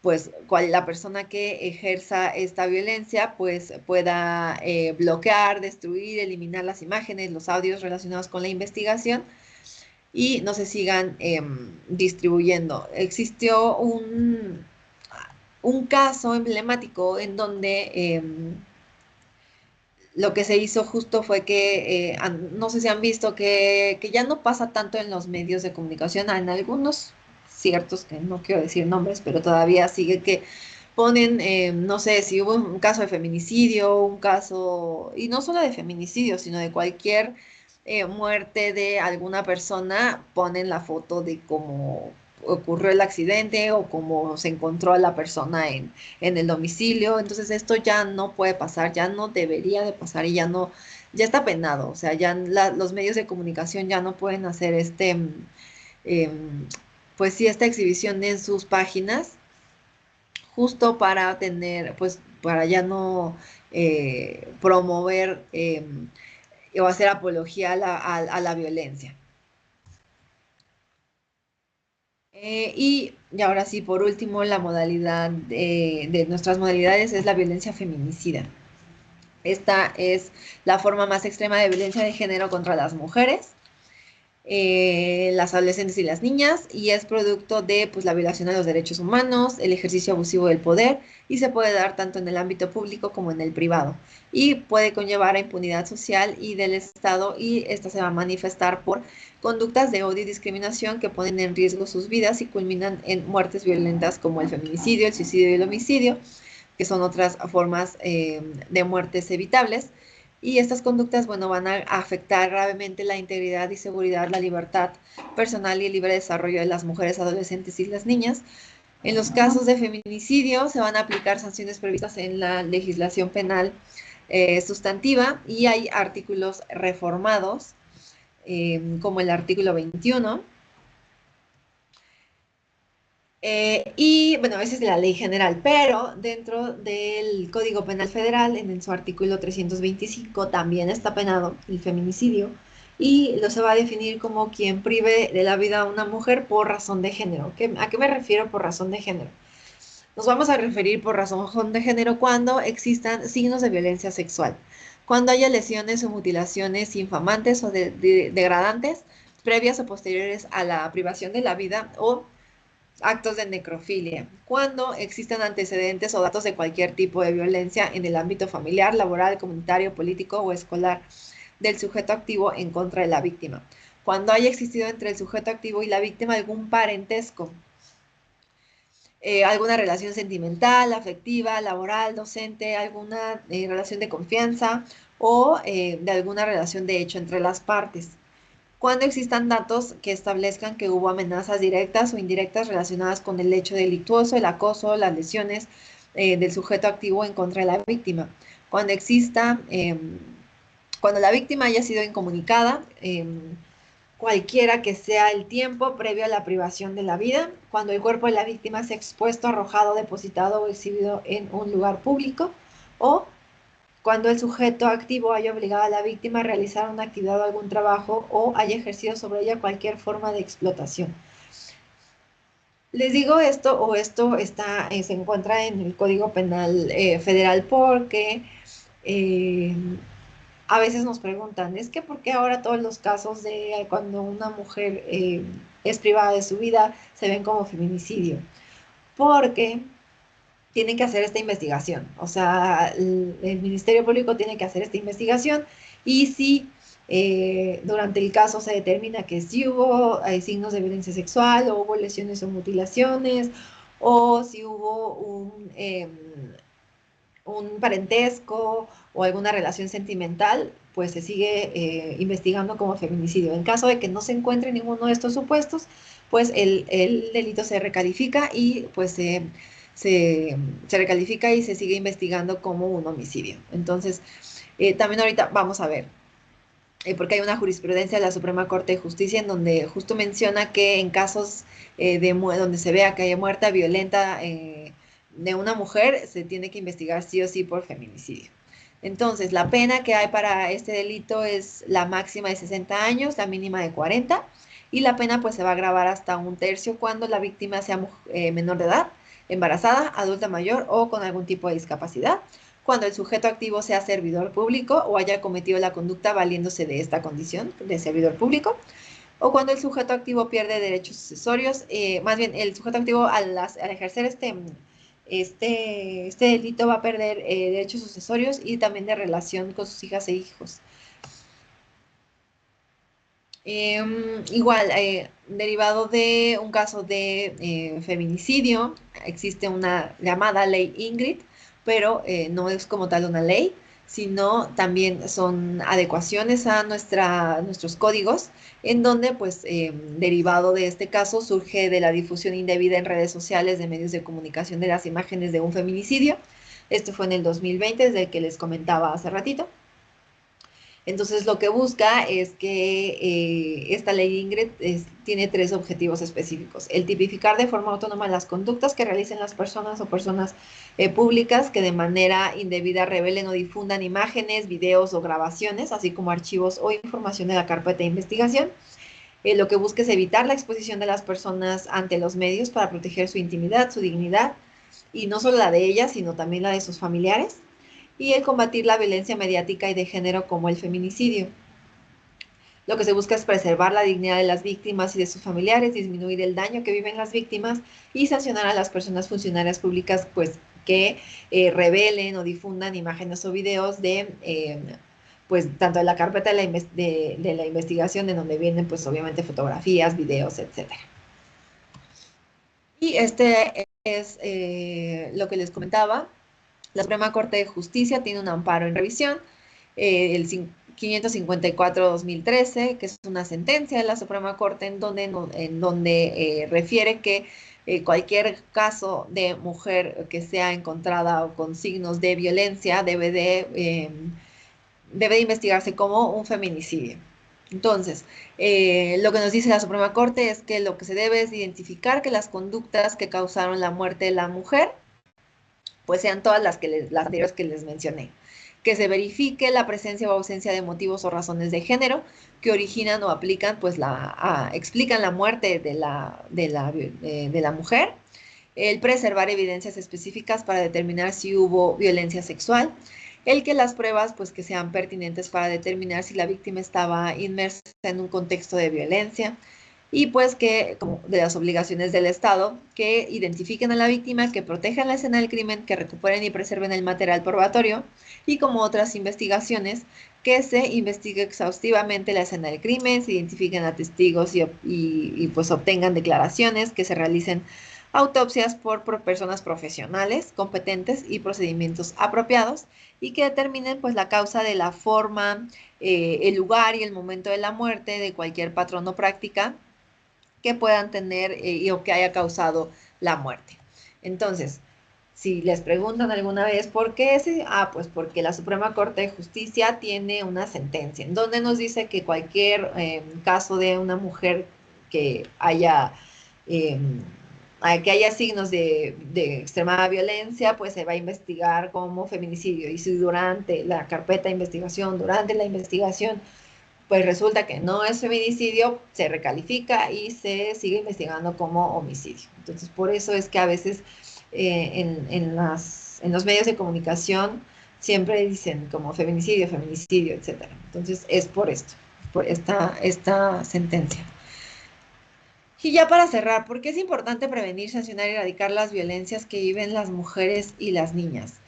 ¿Por qué es importante? Pues porque esta violencia intenta perpetuar los sistemas de jerarquías impuestos por la cultura patriarcal.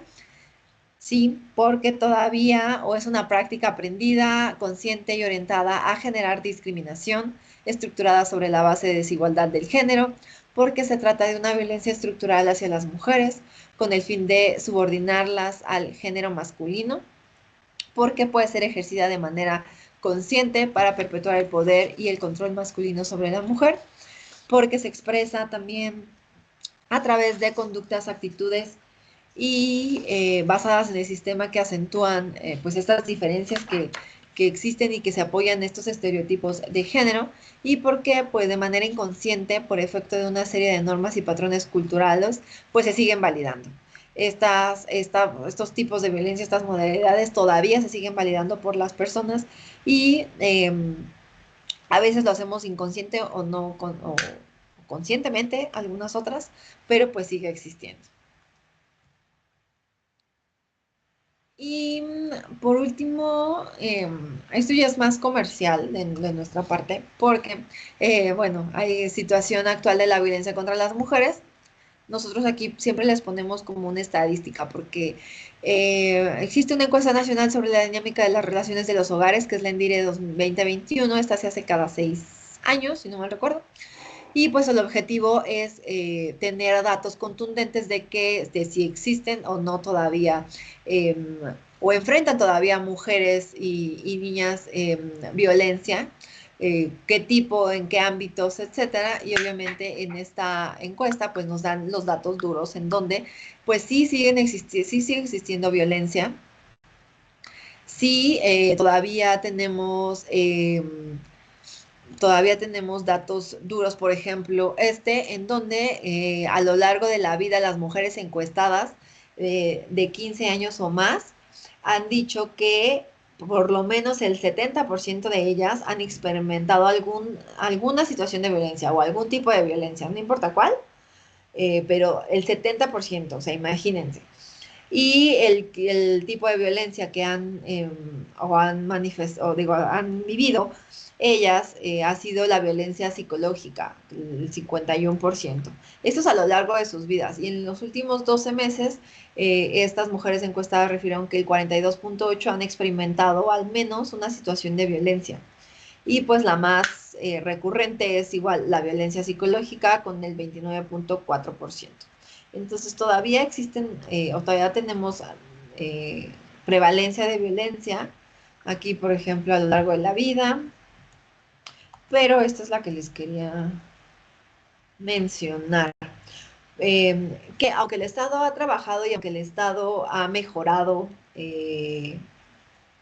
pues ha mejorado las leyes, ha mejorado todo, todavía pues tenemos mucho que hacer. Se ha mejorado la captación de, por ejemplo, la violencia digital, se ha mejorado en que haya una mejor búsqueda de apoyo y denuncia, en que haya opinión sobre roles masculinos y femeninos, en decisiones y libertad personal, en tensiones y conflictos, en atención obstétrica, en conocimientos de la existencia de protocolos, familias de origen, aunque sí ha mejorado, pues todavía nos falta o nos falta mucho por hacer como Estado y como sociedad también principalmente. Entonces, como les comentaba, el comercial viene porque dentro del programa de asuntos de la mujer y de igualdad entre mujeres y hombres al que pertenecemos André y yo, otra área de este programa, pues son unas compañeras que realizan un monitoreo legislativo y algunas otras cosas más, y en el cual pues ahí pueden, ellas nos ayudan a detectar pues qué es lo que falta, qué nos falta como Estado por cumplir. Y por ejemplo, pues algunas recomendaciones en torno al derecho de las mujeres a una vida libre de violencia. Lo que nos falta o las recomendaciones que desde el PAMIM se hacen es que se incorpore en el Código Penal el reconocimiento de los ataques con ácido, porque no, sí, aunque existe ya en la ley general, no existe en todos los estados. Son algunos de los estados que todavía faltan entonces eso es lo que también observamos mucho, y también que se integre en la ley general la violencia obstétrica como una forma de violencia institucional por razones de género. Nosotros, o más bien, nosotros como PAMIM hemos estado haciendo como esa observación, pero también de conformidad con las últimas recomendaciones emitidas por la CEDAW en el 2018, así como la prevalencia de este tipo de la violencia en la entidad, pues nos han hecho a nivel internacional como Estado de, oigan, está muy bonita su ley, tienen muchos tipos de violencia y muchas modalidades y han hecho muchísimas cosas con órdenes de protección, etcétera, pero les falta la violencia obstétrica. Y sí, nosotros como a nivel federal no la tenemos, pero hay algunos otros estados que sí la tienen y que la tienen incorporada en sus leyes estatales. Entonces, igual esas compañeras realizan otras actividades, no solo este monitoreo, sino otros estudios que si ustedes están interesadas o interesados en conocer más, pues ahí les vamos a dejar el link. E inclusive también, Andy no les dijo que les vamos a dejar la presentación por si alguna o alguno está interesada como en el tema o quiere ahondar más en él. Les vamos a dejar la presentación para que puedan verla, para que puedan volverla a revisar en todo caso. Y bueno, cada diapositiva tiene en la parte de abajo un link, el cual los va a llevar a, pues, a la página o la ley, etcétera, donde fuimos extrayendo la información de esta presentación para que ustedes las tengan. También vienen las fuentes de consulta, en todo caso que no la hayamos puesto en la parte inferior. También vienen las fuentes de consulta y esta es nuestra página o nuestro sitio web. Por nuestra parte, sería todo. No sé si alguna o alguno tiene alguna duda o les quedó claro o quieran participar o algo.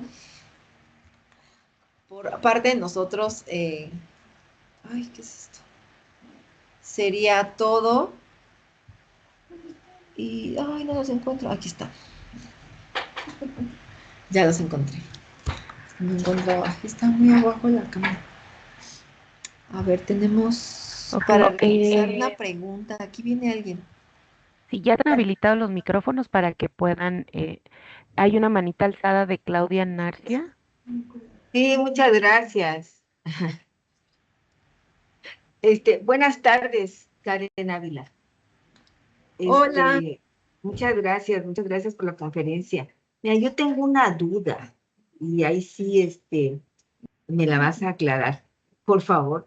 Mira, conozco un caso de una servidora doméstica que, pidió apoyo con las personas con las que trabaja para que le ayudaran porque, pues ella por fin habló después de muchos años y dijo que sufría de violencia por parte de su marido y que había abuso sexual hacia las niñas.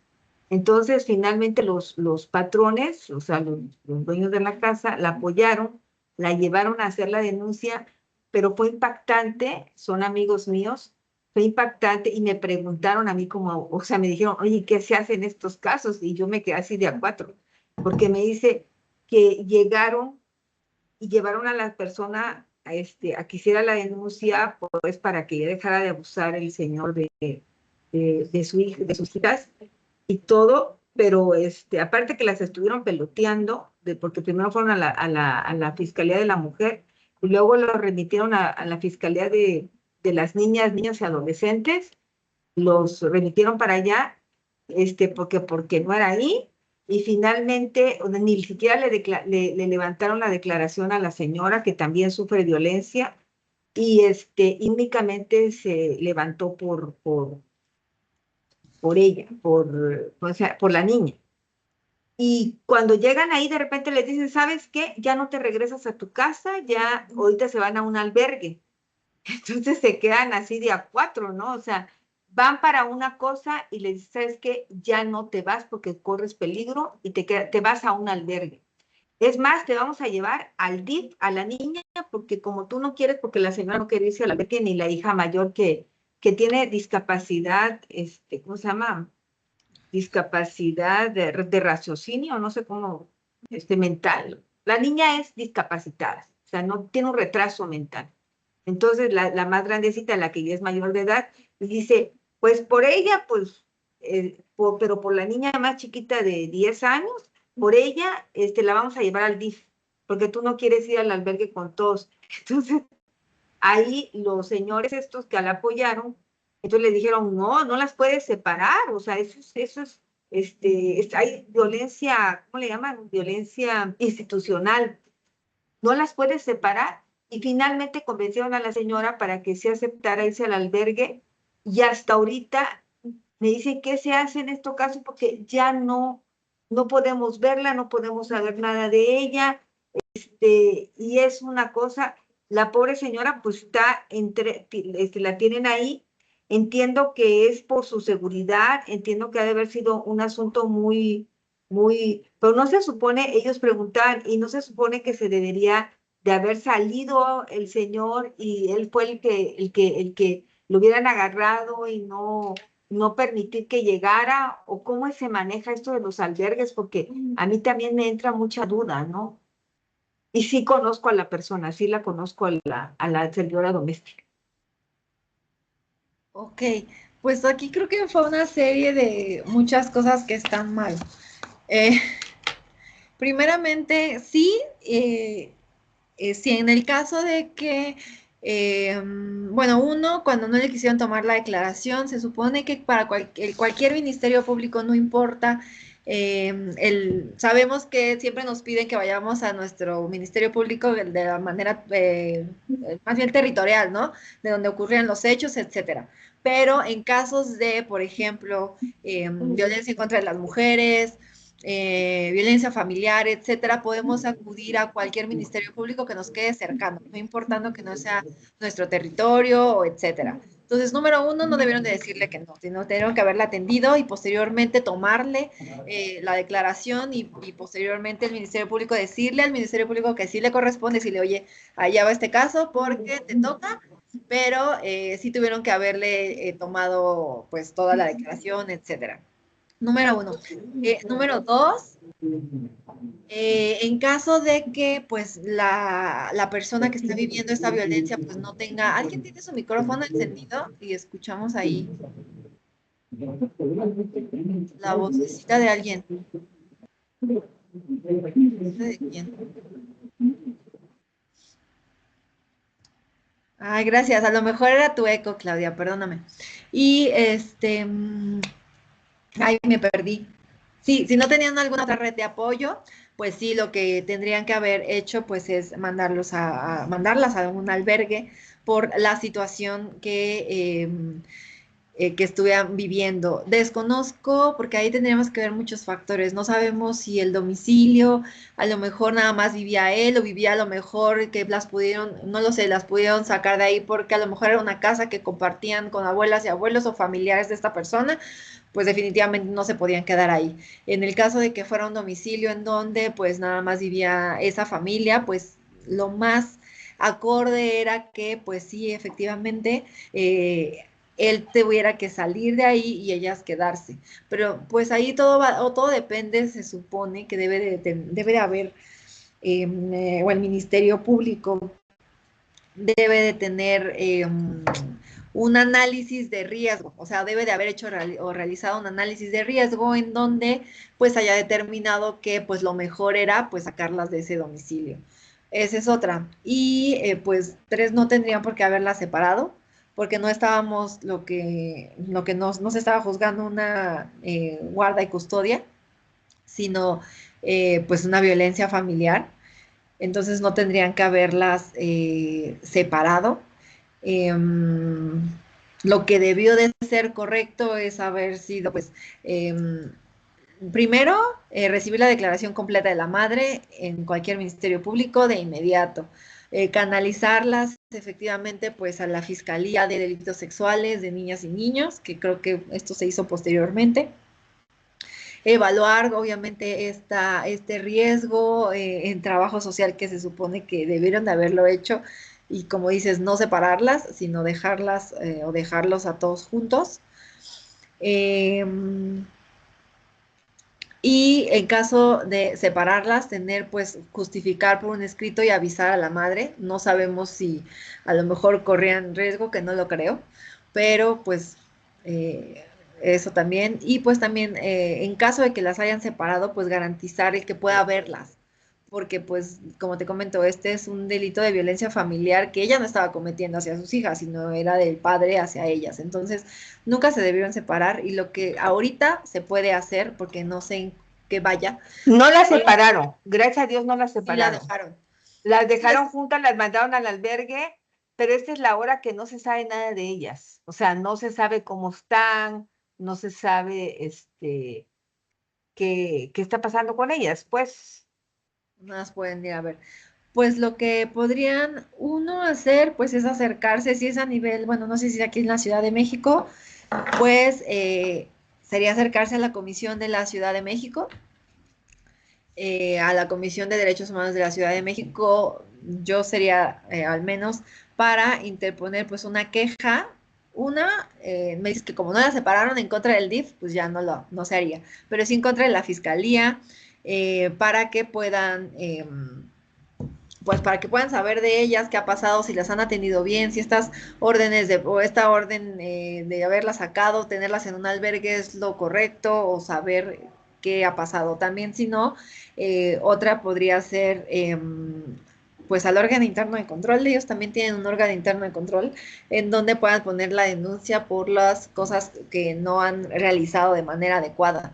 Entonces, pues yo sería de la idea que se acercaran a la comisión a la comisión de la Ciudad de México. Lo digo la Ciudad de México porque son instituciones estatales, entonces como tal, pues nosotros no tendríamos jurisdicción, pero se pueden acercar a la Comisión de la Ciudad de México y ellos podrían darles o ayudarles a tener un informe, a conocer qué está pasando con su situación, si a lo mejor tampoco quieren informarles por el Estado, porque también a veces en donde se encuentren, pues no se les puede informar pues porque correrían riesgo de que la persona agresora sepa en dónde se encuentran. Entonces puede haber muchas... pues sí, muchos factores que a lo mejor nosotros no conocemos, pero que a lo mejor el Ministerio Público sí se esté dando cuenta y pues por ello es que las tienen como un poco alejadas. Claro.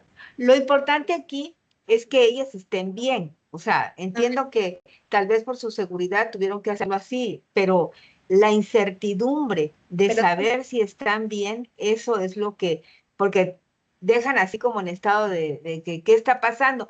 sí, Sí, a lo mejor como no me está- dicen los patrones que son mis amigos, me dicen, si nosotros sabemos que está bien y que ahí va a estar mejor y va a estar segura, excelente.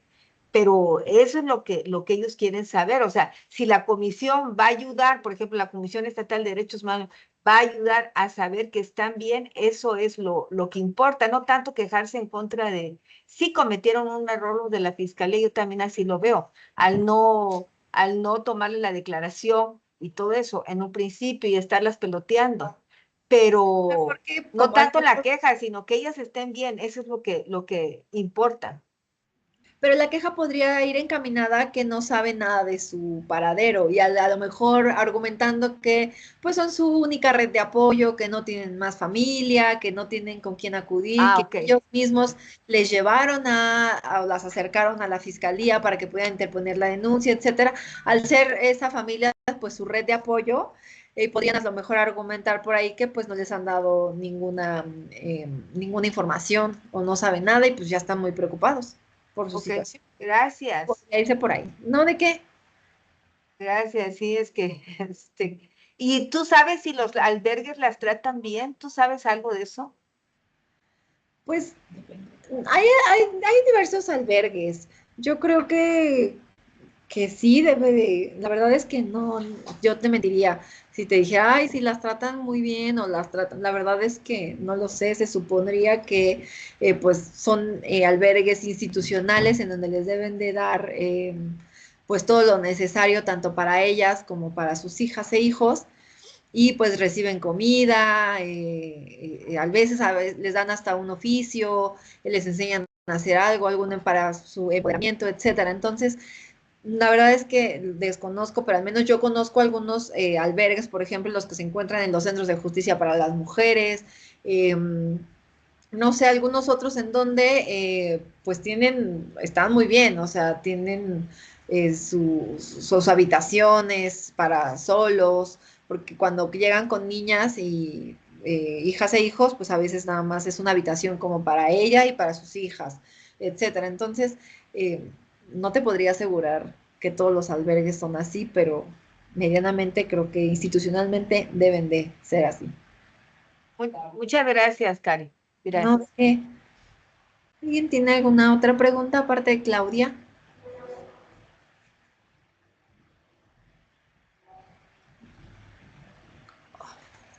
Creo que no, Rebeca. Me parece que no. Bueno, pues vamos a dar por clausurada esta sesión. Les agradecemos mucho su participación y bueno, muy enriquecedor todo lo que nos compartes. Nos ayuda a tener como otro panorama de lo que, de lo que es la violencia, ¿no? Los tipos de violencia que existen. Em, en breve les vamos a hacer llegar su constancia de participación. También a las personas que nos acompañan hoy, les recuerdo que van a poder descargar su constancia el día de mañana en la plataforma de capacitación. Recuerden responder la encuesta de satisfacción y pues sin más por el momento, les agradecemos, les deseamos un excelente inicio de semana a todas y todos. Nos vemos pronto. Muchísimas gracias, licenciadas. Igualmente, muchas gracias por la invitación. Cuídense mucho. Muchas gracias. Buena tarde. Hasta Hasta luego.